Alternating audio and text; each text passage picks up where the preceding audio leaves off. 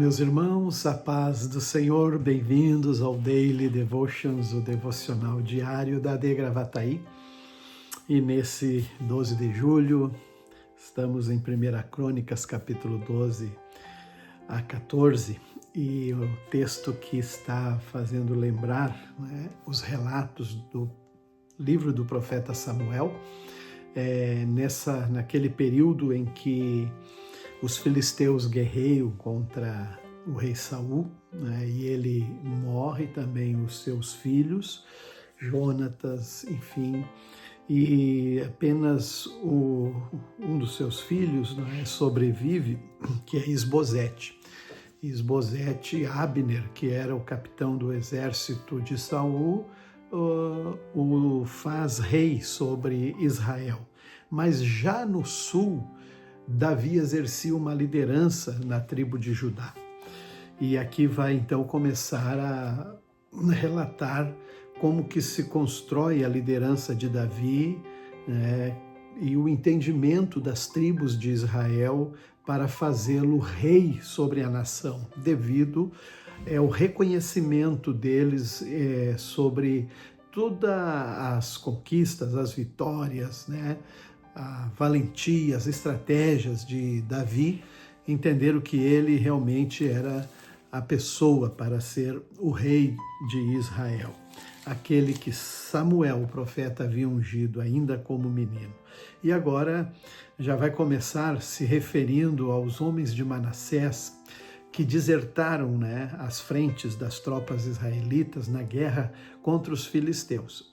Nessa época, Davi, lá atrás, que está acontecendo aqui, ele se une, ele vai, na verdade, se exilar na cidade dos filisteus, em Ziclag, ali junto com o rei Aquis.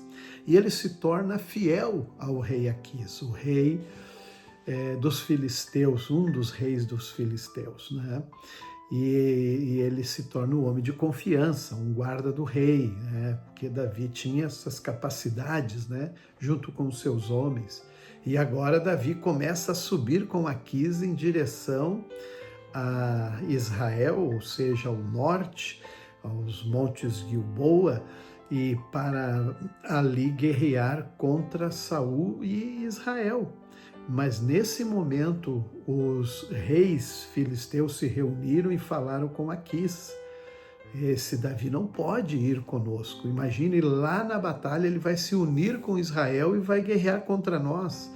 Então, realmente, eu acredito, isso aqui me permite pensar que Deus também não permitiu Davi lutar contra Saul, contra o povo de Israel. Isso ia trazer uma mancha muito ruim, no currículo de Davi, lutando contra o seu próprio povo, a sua própria nação. E assim eles fizeram Davi retornar para Ziclag, e lá ele foi batalhar contra os amalequitas, foi vitorioso. Então eu vi a mão de Deus, cuidando de Davi nesse momento mesmo que Saul o perseguia para a morte. Depois vamos ter aqui uma lista de todos que se alistaram, todos que se uniram a Davi, lhe dando suporte para o fazer rei. Aí vai contar a tribo de Judá, 6.800 guerreiros, da tribo de Simeão, 7.100, da tribo de Levi, 4.600, e assim por diante, toda a soma desses que se uniram, chefes, líderes, também nesse tempo, então, Davi está em Hebrom e veio ali a representação de todo Israel, de todos os lugares distantes, Issacar, Zebulon, Naftali, trouxeram provisões, alimentos, para celebrarem ali com Davi, e houve grande alegria. E aqui eles entenderam, então, quando Davi consulta os seus oficiais, os seus generais, capitães do exército, e então ele diz: se for de acordo, e se for da vontade do Senhor, nosso Deus, enviemos uma mensagem a todos os israelitas por toda a terra, incluindo os sacerdotes e levitas, para que se unam a nós E aí um dos primeiros atos de Davi, isso faz dele realmente o homem segundo o coração de Deus. O primeiro ato dele é dizer: vamos trazer de volta a arca do nosso Deus, que estava lá, né, em Kiriat Jearim, na casa de Obed-edom. E assim Davi, ele começa o projeto para trazer a arca que ele queria e precisava, sabia que ela representava a presença de Deus.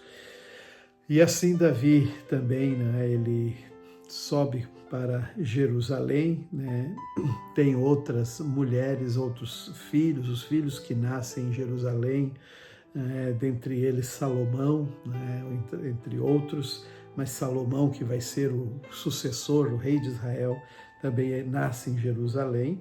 E ali os filisteus, quando ouvem que Davi ele assume o rei, né, o reinado de Israel, eles sobem para lutar contra Davi, se acampam no vale de Refaim, e Davi derrota eles, quer dizer, o Senhor dá a vitória, né, para Davi, e faz dele um campeão, né? Ele derrota o exército filisteu, não de frente, né? Mas ele tem uma estratégia que pega os filisteus por trás. Assim a fama de Davi se espalhou por toda parte e o Senhor fez que todas as nações o temessem. Tudo que Deus queria era isso, né? Fazer então de Davi esse rei que foi bem-sucedido. Infelizmente teve suas falhas, né? Pagou o preço, teve prejuízos, consequências, mas nunca afastou o seu coração do Senhor. Paulo agora está escrevendo a sua carta aos Romanos. Encerramos o livro de Atos quando ele chega em Roma. Todavia, ele escreve antes, né, disso uma carta aos Romanos.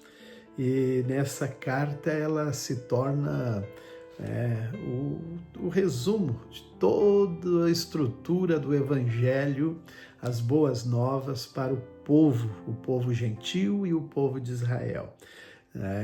Ou seja, tanto os cristãos judeus quanto não judeus. E é lindo demais cada detalhe que a gente lê nessa carta aos Romanos. Paulo explica a salvação e os seus fundamentos, né, da graça sobre a vida dos gentios, né, que é onde ele coloca o foco dele, né, para fazer entender como Deus abençoou os gentios com a salvação. E ele então pronuncia aqui, né, este texto tão especial: pois não me envergonho do Evangelho, das boas novas de Jesus Cristo, que é o poder de Deus para a salvação de todo o que crê. Primeiro do judeu, ele entendia esse projeto, esse plano de Deus, e também do grego.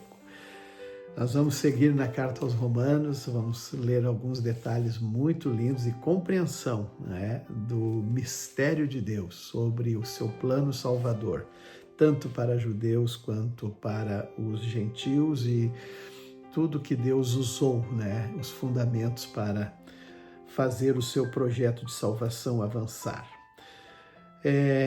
Os Salmos é o capítulo 9, né, 13 a 20, e aqui vai se referir como que o Senhor, ele também intervém, né, seja as nações, sejam aqueles que precisam conhecer a justiça do Senhor, né, os perversos, e um rogo do salmista para que o Senhor tomasse providência, né, contra os maus.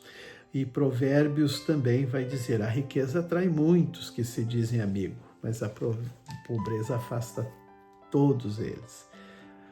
A testemunha falsa não ficará sem castigo, o mentiroso também não escapará. Que Deus nos abençoe.